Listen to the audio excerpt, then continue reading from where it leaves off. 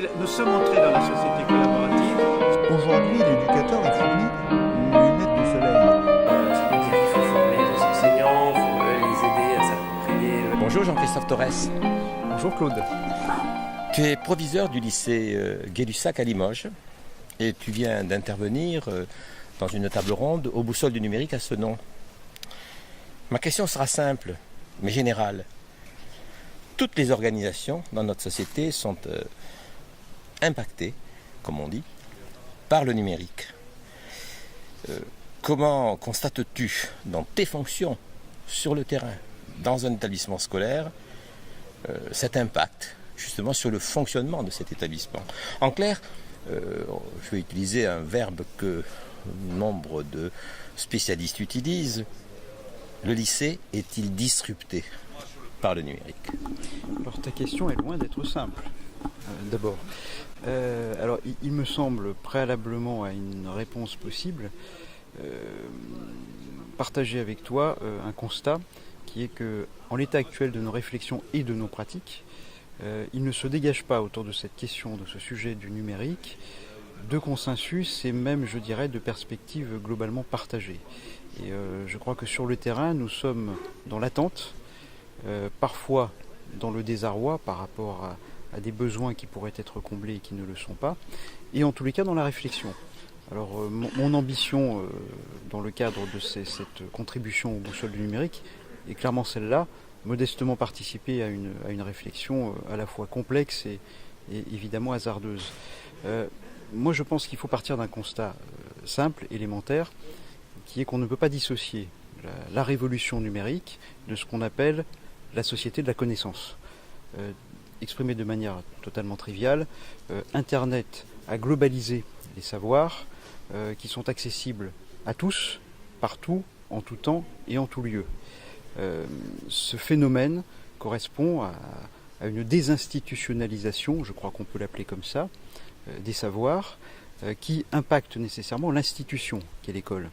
Si on se réfère en effet à la situation de la société avant Internet, l'accès au savoir était ritualisé, était codifié, était transmis également par l'institution scolaire qui avait, vis-à-vis de ces savoirs éducatifs, un monopole.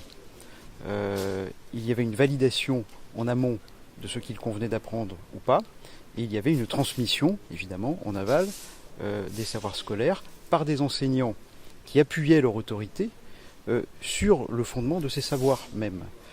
Aujourd'hui, ces savoirs étant infusés dans la société, cette perte pour l'enseignant du monopole sur les savoirs impacte son autorité. On peut dire aussi avec Marcel Gauchet qu'on est passé désormais d'une société de la transmission, où l'élève est positionné comme étant ignorant par rapport à un maître qui est censé être omniscient, dans une situation de réceptivité pédagogique. Cette transmission-là, qui constitue le fondement de la culture scolaire, a tout simplement éclaté avec l'avènement du numérique. Donc l'école dans laquelle nous vivons aujourd'hui, qui est encore une école marquée par ce phénomène et cette dimension de la transmission éducative, il faut d'ores et déjà réaliser que cette école n'existe plus, si ce n'est dans la virtualité de certaines pratiques qui continuent à persister dans les établissements, faute d'avoir pleinement, je dirais, intégré la révolution qui est en train de s'accomplir. Alors en effet, je crois qu'il sera nécessaire rapidement de passer à un autre modèle éducatif.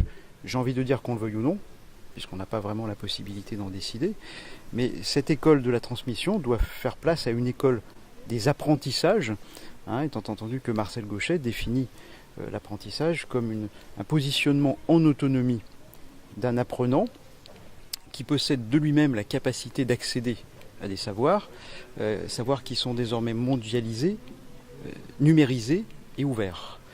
Alors tout cela évidemment impacte le lycée, impacte le collège, tout cela conduit à s'interroger sur le positionnement des enseignants, tout cela conduit à s'interroger également sur la structuration de l'espace scolaire. Quand nos salles de cours dans tous les établissements sont encore construits autour d'une estrade, du bureau de l'enseignant, et en face de lui, en face à face pédagogique, des rangées d'élèves qui sont entassés par 35 dans les classes, il est évident que nous sommes exposés à des dysfonctionnements majeurs, d'autant plus, je dirais, quand on intègre l'autre phénomène central qui caractérise ces 30 dernières années, qui est celui de la massification. Puisque dans le même temps, finalement, que les savoirs se sont démocratisés, dans le même temps, je dirais, les effectifs de nos élèves dans les classes se sont massifiés. Nous accompagnons aujourd'hui 80% d'une classe d'âge au niveau du bac, avec des élèves qui sont dans des situations fortement hétérogènes et dans des établissements qui sont de moins en moins en capacité de pratiquer de la différenciation pédagogique. Donc moi je dirais que j'associerais clairement cette question de la révolution numérique à 3 autres questions qui sont pour moi totalement liées. La première question évidemment est la question pédagogique. Comment enseigner aujourd'hui dans des classes à 35 élèves en pratiquant de la différenciation pédagogique? Comment gérer cette hétérogénéité des besoins et des profils des élèves? Et de ce point de vue-là, je crois que l'outil numérique est incontournable, même si aujourd'hui encore on a du mal à l'appréhender pleinement. Le deuxième élément, c'est celui de la réorganisation et de la conception nouvelle de l'espace éducatif, à la fois l'espace physique, évidemment, comment organiser autrement les salles de classe, comment permettre un travail en îlot, comment permettre finalement un usage démultiplié des outils numériques dans leur diversité, et bien évidemment les espaces numériques de travail en tant que tels, la dématérialisation de l'espace, c'est aussi essentiel. Je crois que nous appelons de nos voeux de véritables environnements numériques de travail dans les établissements, qui peinent, il faut quand même le dire, très souvent à se mettre en place. La gestion des notes, la gestion des absences, on sait le faire. Quand il s'agit de passer à l'opérationnalisation pédagogique du numérique, on n'en est encore même pas, je dirais, au balbutiement, si on regarde la situation globale, sans prendre en compte des situations extrêmement particulières. Et le troisième élément sur lequel je souhaite insister, c'est l'élément de la gestion pédagogique. Parce que mettre en place des environnements numériques de travail, différencier la pédagogie, ne pourra se faire qu'à partir du moment où on aura fondamentalement reconsidéré le mode de notre organisation administrative. Il faut impérativement aller dans le sens d'une plus grande autonomie des établissements scolaires, aller dans le sens d'une plus grande respiration possible des équipes qui doivent de plus en plus s'adapter à des besoins divers selon les contextes éducatifs. Mais ça pose donc de fait le problème de la gouvernance tout court. Gouvernance de l'institution scolaire, gouvernance de l'EPLE, gouvernance certainement même de la classe. Je pense qu'effectivement toutes ces questions sont liées et l'entrée par le numérique est une entrée par l'outil. Je crois qu'il faut quand même prendre en compte cette dimension-là. Le numérique est un outil, ce n'est qu'un outil, mais c'est un outil essentiel. Cette entrée par l'outil permettra de décliner la totalité des procédures qui doivent être mises en œuvre pour que nous puissions, dans les établissements, concrètement, répondre aux difficultés des élèves.